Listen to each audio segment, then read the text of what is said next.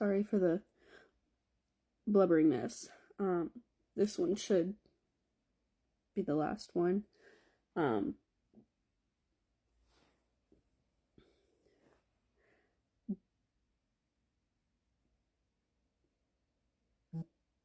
I was losing myself because it was psychological warfare. It was no longer, I don't even know how to explain how absolutely mortified I was. He would just often leave without so much as an explanation. As I was breaking apart, falling down, he would leave me with the kids alone by myself and just leave and then look at me as if I was disgusting, as if I was a problem, as if my mental health was a burden, not realizing that he was the one causing my mental health to fall apart. He was one of the reasons, because I allowed myself in that situation. I've been working really hard to reframe these things in my head. Instead of giving them the power that they hurt me, I'm giving myself the power of recognizing that I allowed myself to be put in those situations.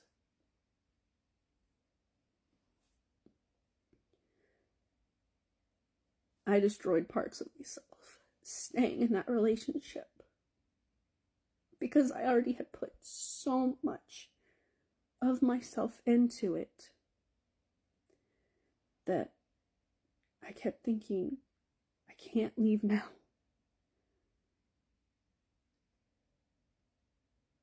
We're finally getting somewhere. We're finally building, and I can't, after doing all of this for 7 years, I can't walk away now. This time last year, we had one of our absolute best moments. He had a breakdown and a stroke of vulnerability that hit him powerfully. And it was the longest he changed, and I really thought, finally, this is it. He'd come home, and I would be cooking dinner, and he'd come and he'd sit next to me, because these are things that I asked him, that I had been asking him to do for a long time. And it was like he was finally hearing me. He was finally listening. He'd come home, and he'd sit at the dinner table while I'm cooking, and he would just talk to me, tell me about his day, and just ask me about mine, and hold interest. And then he'd get the kids, make the table with them, and spend time with them. He wouldn't get to video, because James would normally get home and immediately kick up his feet and play video games. Now, he would sit here and tell me I don't need you to take care of me, but at the end of the day, the dude wouldn't take care of himself. He wouldn't wash his own clothes. I was washing them. He wouldn't even take a shower or brush his teeth unless I told him to. Most of the time, I had to use sex as an offering for him to get the fuck up and brush his teeth. And there was plenty of times that I would have to tell him that he wasn't sleeping in the damn bed, and he would fall asleep on the couch playing video games, and I would just leave him, because it was disgusting. I was his mother.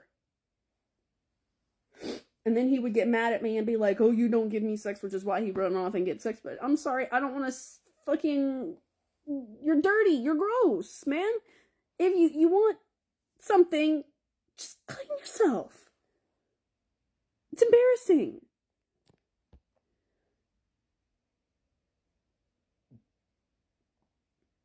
But during the parts where it was good, he was doing right.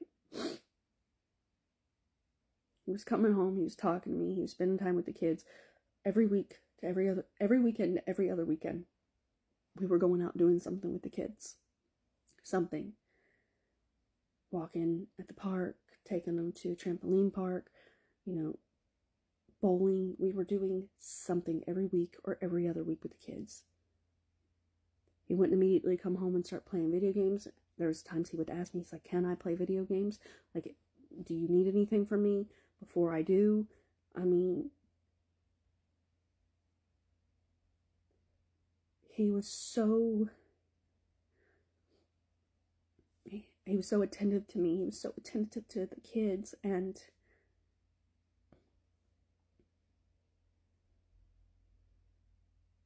I miss it. I really thought that was the turning point. We had some little moments but it wasn't too bad. We worked through them whenever we had our moments. He would be there for me. He would hold me. He would give me the soft touches that I need. He would be patient with me. And I kept telling him, I said, this is what I need to heal. And if you can keep doing this, I can heal and we can get okay. We can work on our way to being okay. And he was telling me he knows, and he doesn't know why he made it so hard, because it's not so hard, and he knows I've been asking this. And then 2 or 3 months later, that's as long as I got, and it was the longest I ever had, where it was just, it was everything I'd been asking for. And then something flipped. I don't know if it's his bipolar. I don't know if he just got tired of doing the right thing. But something flipped. I remember him coming. He had coming home and saying that he was crying. I asked him what's wrong, and he had listened to a song in the car. And then he played it, and it was Jelly Roll's Save Me. And then he started dancing with me, and he'd only done this twice, but he was dancing with me in the kitchen, and he was crying, and he was being vulnerable with me. I'm sorry, this stuff is still pretty fresh with me. So sorry. It's just within the past, year, so I'm still kind of emotionally dealing with it. But he told me I had saved him. And we had sat and we had talked, and he just danced with me. And then afterwards we sat and we talked, and it's real nice. And he was telling me how he knows he says mean stuff, and he hurts me when he hits those points.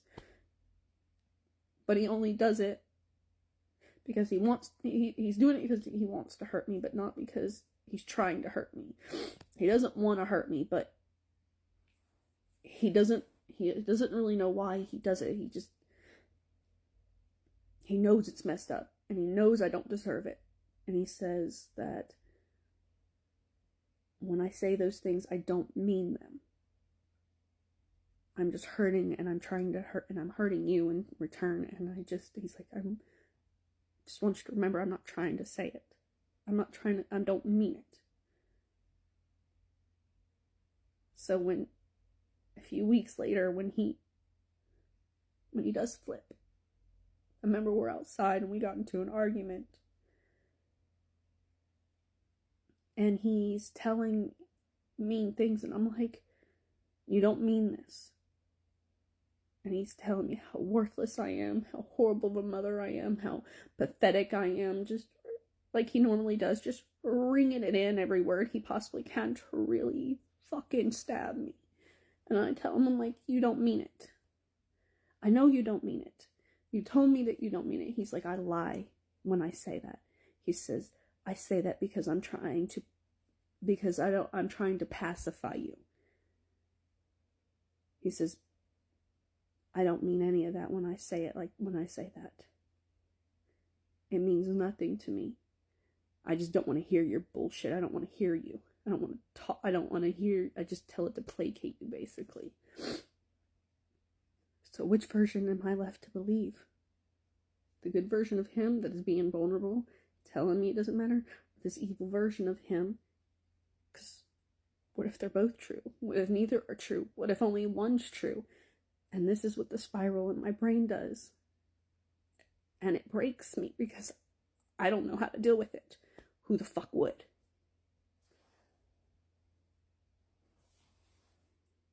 And then as I'm breaking, he tries to use it against me. You need to go to the hospital. I'm not living in your delusional world. You're psychotic. You're schizophrenic. There's something wrong with you. This is why nobody likes you. This is nobody wants to be around you. This is why I don't want to be around you. You're a danger to me. You're a danger to the kids. You're a danger to yourself. And and all I want is a hug.